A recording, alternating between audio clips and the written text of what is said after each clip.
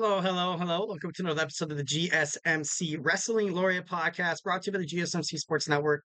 I'm your host here, Eric Rodriguez, every Monday through Friday here to talk about the best thing in the world, professional wrestling. And it is a Tuesday. We had a pretty hopefully you guys had a great weekend. Hope you guys are easing in this new coming up week. Hope you guys are easing in it pretty well. So it is Tuesday, so you know what we do. And every Tuesday, we talk about Tuesdays today in wrestling history. So obviously, we're gonna have that as my fifth segment. We have a lot for you today. Segment one, first and foremost, we're gonna talk about some WWE Raw. A lot of crazy stuff happened. Just a lot of stuff to kind of talk about. Obviously, want to hear your guys' opinion in the chat. Segment two, we're gonna talk about WWE NXT. Then we're going to talk about some wrestlers who made brief stops in TNA to kind of, wet their beak a little bit on action outside the WCW, WWE/WWF, and stuff like that. And then we're going to talk about Zila Fatu. Paul, will potentially become part of the bloodline, although it's still, still kind of up in the air. There hasn't been no evidence or, anything like that in terms of WWE reaching out setting up a contract and stuff like that. But they're scouting Zila. They're scouting Zila. So we're going to talk a little bit about that. So yeah, but before we do any of that, I want to remind you guys to use this awesome super chat box. Absolutely love hearing from you guys. Whether you got a burning question or a hot take about professional wrestling, we are all ears here at the GSMC Sports Network. This show is all about keeping the conversation lively, making sure your voice gets heard and is part of the mix. So don't be shy and make sure you share your thoughts in the chat. And if you really want to make sure your comments or question gets noticed, why not use that super chat? Just hit the $ below the chat box, send in your message, and it's guaranteed to get featured on the show. Plus, it's a great way to support our channel. Your super chats help us keep the lights on and bring you even more awesome wrestling content that you love so much. We here at the GSMC Sports Network are so grateful for each and every one of you who tune into our shows. So your support makes all the difference, guys. So let's keep the chat going, keep the conversation going. Let's let the good times roll. Make sure you guys could definitely help me make sure that this show is better and stronger than ever. And of course, if the super chat thing is not your style, you can always hit up the tips and donations link at the gsmcpodcast.net. Obviously, tell me what you like, tell me what you don't like. Make sure you Superman punch that like and subscribe button to the show. Also follow the show, follow the network. Make sure you subscribe here at the GSMC Sports Network. We do love a lot of peace, love, and positivity. So make sure you leave a positive comment. Although I take criticism pretty well. I'm just kidding. Like tear down here. I'm just kidding. No. But this show is just for us as wrestling fans to just enjoy our company. So 1,010%. Make sure you guys you guys are part of the show. This is your show just as much as it is the GSMC Wrestling Laureate Podcast. So all right, let's go ahead and dig on into it. First, we're going to talk about WWE Monday Night Raw. So you saw the show kick off with Randy Orton, which is kind of shocking because he is a WWE SmackDown superstar, and it was kind of funny how Drew McIntyre ultimately brought that up in the promo, trying to get Adam Pearce to be like, look, like why does he get a title shot? Why not? Why not me? Why not me? And so Randy Orton came out. I feel like it's getting more personal. Gunther, brought up the family, brought up Cowboy Bob Orton, and his father and his grandfather, saying that they're all screw ups and they all messed up in their careers, and Randy's the biggest screw up of them all. So, you have Gunther kind of playing the string right there in the pathos kind of rhetoric, trying to persuade the crowd to, that he's a heel, which he's been doing a really good job of. The way the crowd reacted to Gunther coming out, booing him, essentially almost like every single time he opened his mouth. It's a good sign because for the longest time, you kind of had Gunther wrestle in matches, and he was supported by the fans so damn much to the point where I was like, you know what, I don't think we can turn this guy heel. I kind of thought WWE was going to it was going to be hard. It was going to be hard, but putting him against somebody like Randy Orton right now, his babyface. I don't really see Randy Orton. Kind of, during the promo on Monday Night Raw, I kind of saw a side of Randy that I was like, you know what? It's been a while since I've seen this kind of side of Randy Orton, talking with the crowd, getting them involved, kind of pandering to them a little bit. So it was interesting. I thought it was interesting 1,010%. So, he guaranteed Gunther that he was going to hit him with another RKO.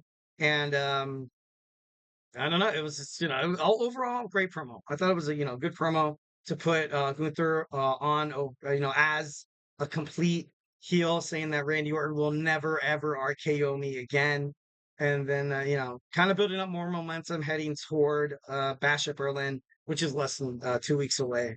Next, we have Pete Dunne taking on Sheamus. Pete Dunne has been, he's been a busy man. He's been a busy man over there on WWE NXT on Tuesday nights, being a thorn in the side to Trick Williams.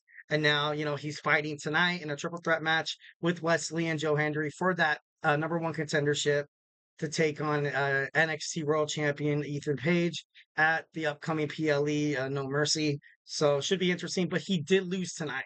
He did lose on Monday Night Raw, and I kind of thought if they were going to give Pete Dunne a shot at the NXT World Championship, I would have saw him win tonight.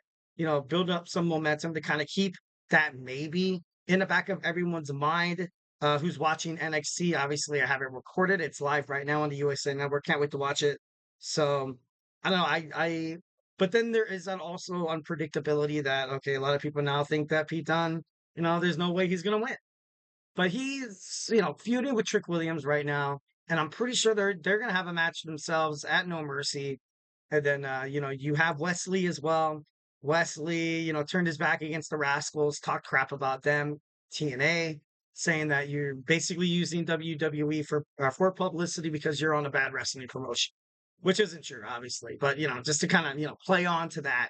So I think Zachary Wentz will definitely be a factor tonight. Maybe he distracts Wesley long enough for him to get the loss, and it's when they challenge each other at No Mercy to like a hardcore match or something like that. So that just leaves Joe Hendry. Joe Hendry could possibly do it tonight on NXT. Obviously I'm waiting. I think it's pretty cool. But yeah, moving on more about WWE Raw. You saw during the Braun Breaker promo about basically what's next. You saw the people that he's kind of taken out. They showed Ricochet. They showed Ricochet, and I know that might not mean a lot to other people, but I think having him being shown on these promos I feel like it's great news. I feel like it's great news for WWE fans because overall, you kind of have people still lingering with that thought in the back of their minds that Ricochet was taken out by Braun Breaker, ultimately written off WWE in terms of, so they can have contract negotiations. I think it's just a matter of time until Ricochet signs back with the WWE. I honestly think that, he'd be great in AEW. And I think overall AEW, Ring of Honor, New Japan Professional Wrestling, CML, kind of the partnerships Tony Khan has with all those wrestling promotions. I feel like it'd be great for him. I feel like he'd be great for him. I feel like he would be more of a bigger deal out there. But I don't know. WWE does not want to let somebody as with the talent caliber of Ricochet, go on the free market. Also, if AEW signs him, that just means that you're going to have more eyes turned to AEW. So I think that's also a huge reason why they want this to work out. They definitely having his fiance Samantha Irving, the Raw ring announcer, obviously is a nice little like touch. You get to travel with your significant other on the road on Monday Night Raw. So I don't know, like I feel like is the juice worth the squeeze? It's a tough answer. It's a tough decision to make. I feel like right now Ricochet is kind of going, just being like, oh, what am I gonna do? Like, you know what I mean? Just know that whatever you go, whatever wrestling promotion you pick, you're gonna be a star. And yeah, just kind of take it one day at a time, man. So next we had Chad Gable and his new American made. You saw Maxine Dupree take on Ivy Nile, which was interrupted by the Wyatt Sicks. This feud between Chad Gable and his and the Creed brothers taking on the Wyatt Sixes in full gear. And now you kind of have Ivy Nile in the mix, which is kind of cool because I feel like she kind of needed to serve a purpose in terms of what exactly is going on. Not even for just her career, but just her character. It's just you didn't see Ivy Nile on TV. You would see her, consistently kind of touch base with Maxine Dupree, and it got to the she turned heel, and tonight we saw Sister Abigail, which is Nikki Cross, attack Ivy now, which was kind of crazy. I was like, dude, it's kind of scary. I thought that was pretty cool. So yeah, now we're gonna have a match next week with Chad Gable taking on Uncle Howdy. Should be pretty crazy. Next, we saw a promo by CM Punk. He was talking about how how much he loves and respects his fans in the WWE universe. He said, how somebody said CM Punk is a source of inspiration because she's battling cancer, which is, kind of crazy. Um, but overall, it was kind of funny how he said he was the Taylor Swift for men. And then, kind of like what they were hinting at once when you had CM Punk whip Drew McIntyre in the back. We're gonna have a strap match. We're gonna have a strap match on Bad Blood, not Bad Blood, at Bash at Berlin, I believe. So, these two are gonna go at it. Should be pretty interesting. But yeah, now moving forward, we saw the New Day and Odyssey Jones defeat the Final Testament. It was a good match. It was a great match. Still, you have Xavier Woods feeling a little, like, okay, what exactly are we doing here? Is this guy replacing Big E or not? And Kofi Kingston told him straight up, he's like, dude, like, no one's ever replacing Big E, but we need help. We need help. Our faction, we've been around forever. We're successful. And, like, it was at the end where I was like, you know what? I felt like maybe there could have been a point in the match where Xavier Woods would have helped the Final Testament take out Odyssey Jones and just not really talk to Kofi anything about it and be like, dude, like, what are you doing? Or like maybe, in a weird alternate universe, maybe you had both Odyssey Jones and Xavier Woods turn on Kofi, which would have been absolutely bananas. But it could have happened. It could have happened. So then next we see a no disqualification match between The Miz against Bronson Reed. Not really, much to talk about this match, but The Miz lost. Obviously, he was losing. And then, of course, you saw Bronson Reed met his match. Braun Strowman comes out.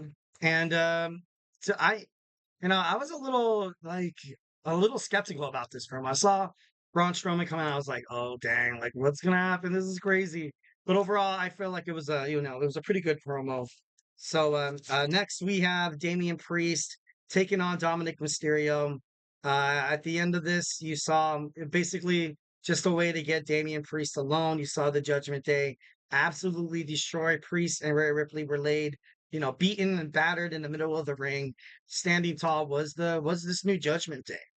I know there's been a lot of speculations of them, changing their name to like, I think there was even people saying that they, street trash or something. I don't know. I just don't really understand that. I didn't think it was really that great.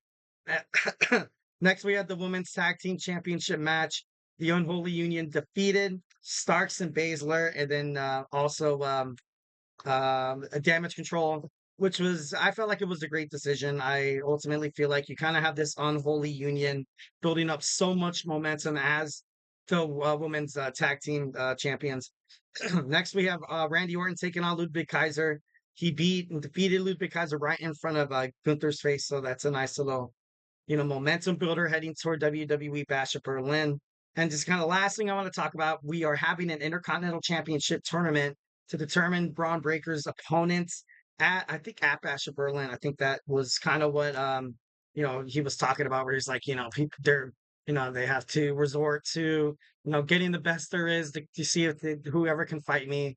I think mostly it's going to be WWE Raw superstars, but I wouldn't be too surprised since you saw Randy Orton kind of come across Monday night, over from SmackDown, so there could be a possibility of SmackDown superstars that come over. Yeah, I believe that 1,010%. Maybe Carmelo Hayes, perhaps. Maybe Andrade, although he is the WWE Speed Champion, or maybe even Santos Escobar.